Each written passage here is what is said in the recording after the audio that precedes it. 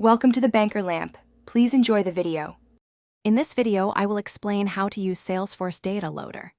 This robust client application helps you manage large volumes of data efficiently. It's perfect for tasks like inserting new records, updating existing ones, or even deleting many entries at once. You'll find it especially useful when dealing with datasets exceeding 50,000 records, ensuring your Salesforce instance stays accurate and up to date with minimal effort. Before you begin, proper data preparation is crucial.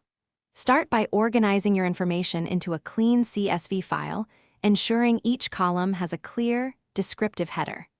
It's vital that the data types in your CSV columns align perfectly with their corresponding Salesforce fields to avoid errors. Also, confirm that all required fields for your chosen operation are present in your file. Once your data is ready, launch Data Loader and log in with your Salesforce credentials. Next, select the specific operation you wish to perform, whether it's inserting new records, updating existing ones, or an upsert. The tool will then guide you to map your CSV file's columns to the appropriate fields within your chosen Salesforce object, ensuring data goes exactly where it needs to. After your operation completes, Data Loader provides detailed success and error files. Always review these carefully to understand which records processed correctly and which encountered issues.